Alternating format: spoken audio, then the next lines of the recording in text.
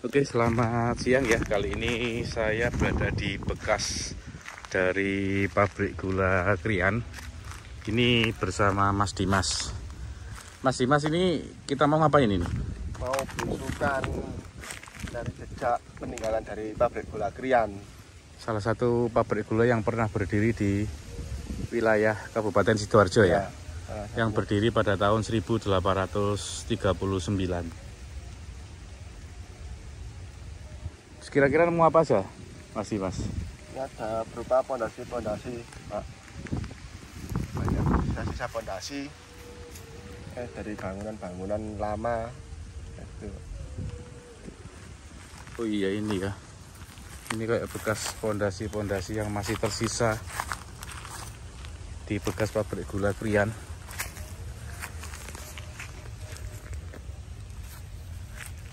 Dan memang secara fisik bangunannya itu agak sulit untuk ditemukan.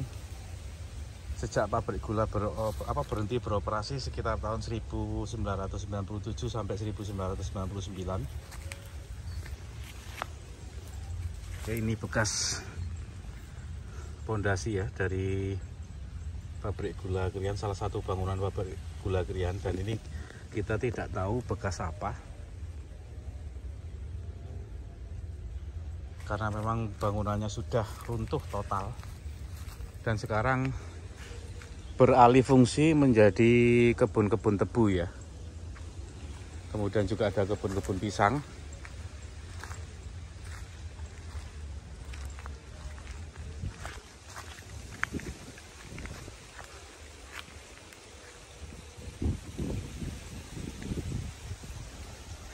Dan ini juga bekas reruntuhan dan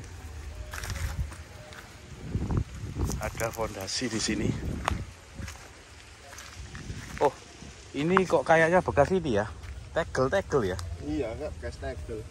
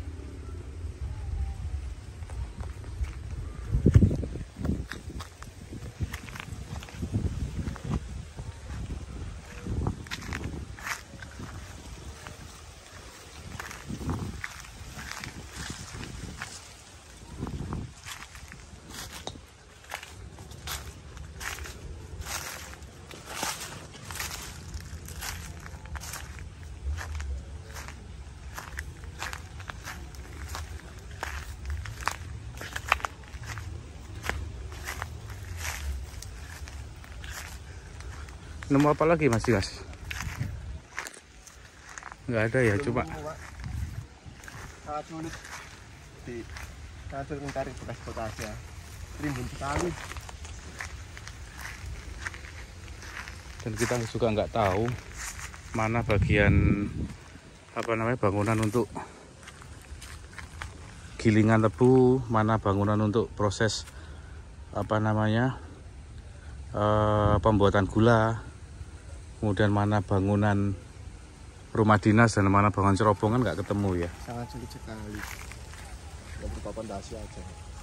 Hanya fondasi-fondasi tertentu, dan inilah bekas pabrik gula Krian. Kondisinya sekarang di akhir tahun 2024 sudah beralih fungsi menjadi kebun tebu.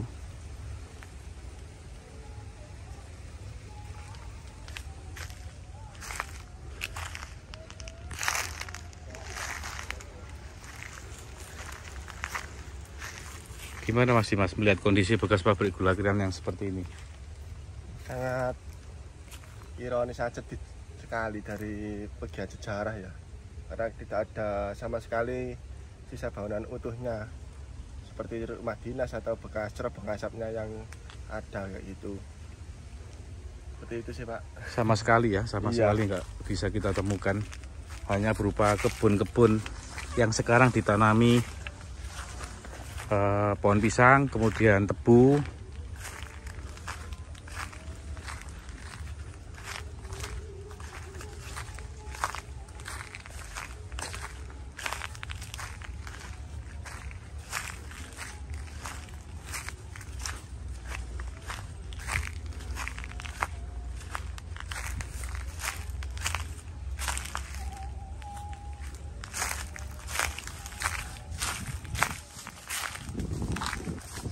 Juga ada bekas pondasi-pondasi, tapi nggak tahu ini bekas pondasi apa ya. Apakah rumah dinas atau bangunan pabrik? Emang tadi di sana kayak ini ya, apa bekas tegel-tegel itu.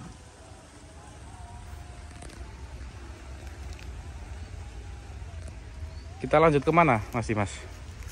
Mungkin ke depan aja Pak, ada bekas gerbang masuknya dari pabrik gula Kriyan. Pabrik gula Kriyan ya. Sama ada jembatan yang saat ini masih bisa dilalui oleh warga setempat. Oke, jembatan lori untuk akses warga lalu lalainya. Ini sebelumnya digunakan untuk pengangkutan tebu ya, untuk masuk ke pabrik gula Kriyan. Lori dulu ya, di Kawasaki. Ini juga kayaknya bekas salah satu bangunan, tapi kalau ngelihat ukuran tebalnya bangunan itu mungkin di sini sekitar di sekitar sini itu dulu kayaknya bangunan utama pabrik ya. Tapi ini masuknya agak cukup dalam. Akses dari jalan raya Kriyan ke Surabaya.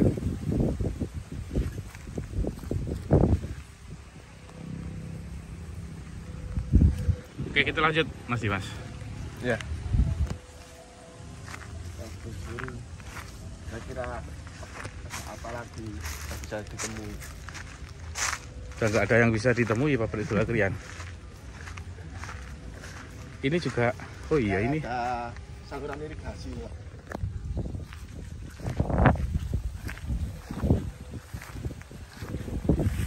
Kayak sumur ya?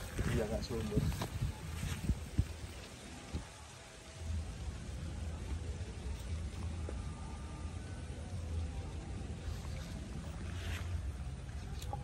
Iya, sumur ini lumayan tebal bata-batanya yang di sini. Oke, kita lanjut aja. Ya.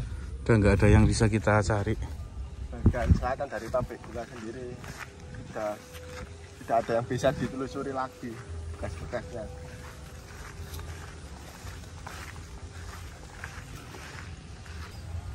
Nah, di depan ini sisa peninggalan pabrik gula Kriyan berupa tembok-tembok pembatas ya.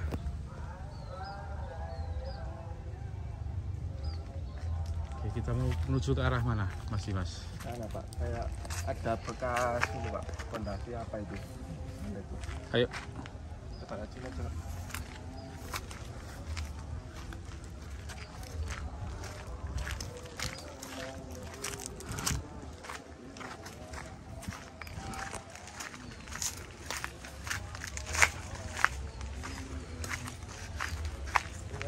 Bongkaran pondasi Pak. Iya. Yang tadi saya tunjukkan ke sini. Sulit diidentifikasi. Ini ya. Kayak pecahan-pecahan gitu ya. Iya, pecahan-pecahan bangunan. Rimbun semua ya. Udah nggak bisa diakses.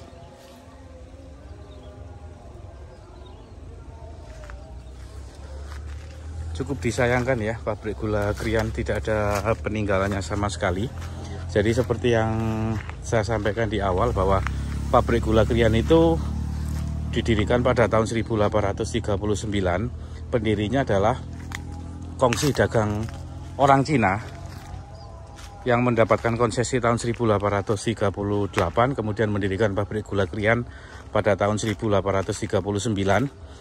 Nah, pada saat antara sekitar tahun 1848 sampai dengan 1850-an itu pemerintah Hindia Belanda merubah alat penggilingan tebu yang awalnya itu berupa alat gilingan tebu yang dengan menggunakan tenaga air atau water molen, kemudian mewajibkan seluruh pabrik gula untuk merubah alatnya menjadi alat gilingan tebu yang berasal dari uap atau yang digerakkan oleh uap. Nah, khusus untuk pabrik gula Krian ini mendapat perhatian yang cukup serius dari pemerintah Hindia Belanda, dan akhirnya pemerintah Hindia Belanda memberikan kesempatan sebuah perusahaan bernama firma Paul van Vlissingen dan Dudok van Hill yang merupakan cikal bakal perusahaan Wexpur untuk melakukan investasi, kemudian melakukan instalasi peralatan penggilingan tebu yang berasal dari uap itu di pabrik gula Krian. Dan setelah disetujui pada tahun 1851 sampai dengan 1855 atau 56, selama kurang lebih 5 tahun, pabrik gula Krian ini di bawah kendali orang-orang Belanda. Dalam hal ini adalah orang-orang dari firma Paul van Vlissingen dan Dudok van Hill, dan itu menjadi cikal bakal perusahaan Wexpur di pabrik gula yang ada di Jawa. Pembahasan pabrik gula Krian ini juga ditemukan di beberapa referensi atau buku yang membahas tentang Wexpur. Salah satunya adalah peringatan 100 tahun Wexpur dan juga peringatan 125 tahun Wexpur, itu selalu mencantumkan Suiker pabrik Krian. Nah, artinya pabrik gula Krian ini cukup penting memberikan referensi yang cukup bagus bagi Wexpur atau ketika dia memasuki industri gula yang ada di Jawa. Dan awal mula Wexpur itu ya berasal dari pabrik gula Krian. Tapi sangat disayangkan pabrik gula Krian sekarang ini sudah tidak ada peninggalannya. Padahal ini merupakan salah satu pabrik gula yang membantu Wexpur untuk masuk ke industri gula yang ada di Jawa. Oke, kali ini saya sudah berada di Desa Tambak Kemraan, Kecamatan Krian. Dan di depan sana ini pabrik gula Krian. Terus di sebelah kanan ini ada pintu masuk pabrik gula Krian, dan di depan yang saya tunjuk ini adalah bekas jembatan lori dari pabrik gula Krian yang berada di Tambak Kemraan, dan jalur lori ini menuju ke arah utara sampai mengarah ke dekat SMA Krian atau kantor kecamatan Krian. Dan beginilah kondisi jembatan di bekas pabrik gula Krian.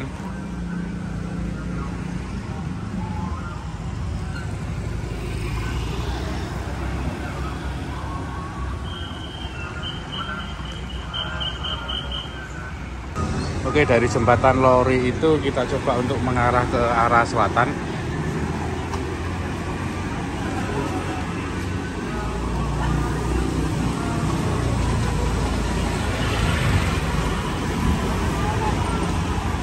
Ke bekas pabrik gula Krian ya. Jadi di depan itu ada bekas pabrik gula Krian.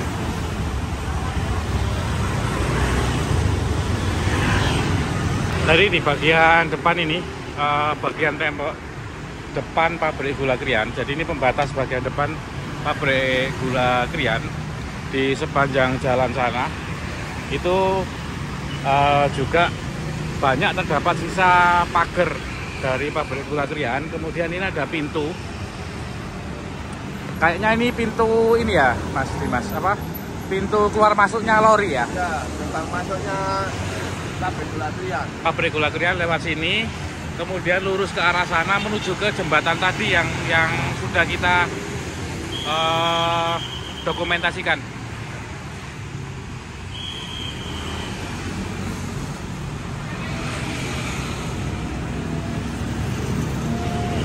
Dan kita menuju ke gerbang utama pabrik gula Krian.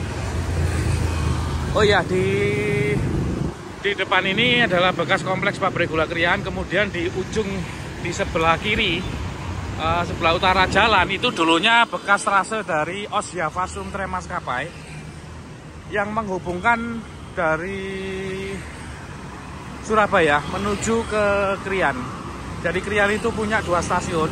Stasiun yang dibangun oleh SS atau Salzburgwegen.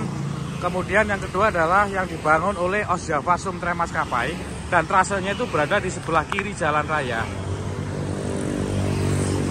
Dan ini adalah bekas pintu utama dari pabrik gula Krian yang sekarang sudah tutup.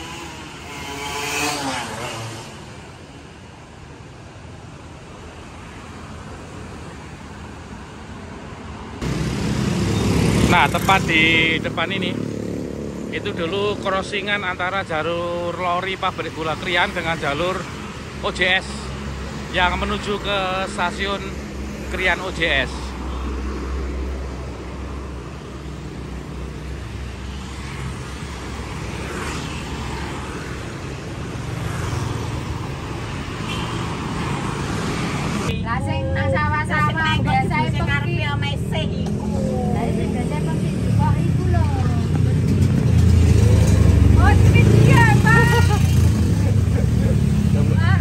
Buat nambah informasi, Bu. Iya. Bu berarti cabangnya nggih kali niku mawon ya, Bu. Iya, wis ana maneh. Iya, aku biyen lak cilikanku iku rone ku gene iki jebus kono ya, Mbak yo. Sampai omahe kaduse sampai kono. Oh, nyebrang kono. Soalnya aku biyen cilikane kan lak mrene ku. Oh, nyebrang niku nggih. Napa? Bypass niku nggih, Bu nggih. Yo niku ronane terus bypass. Sama biyen ku durung dikasih tanah. Ya jeneng Mas, ya tembus gone. Mulya kono sih. Tembus tundungan. Tundungan tetep mulya. Oh, nggih.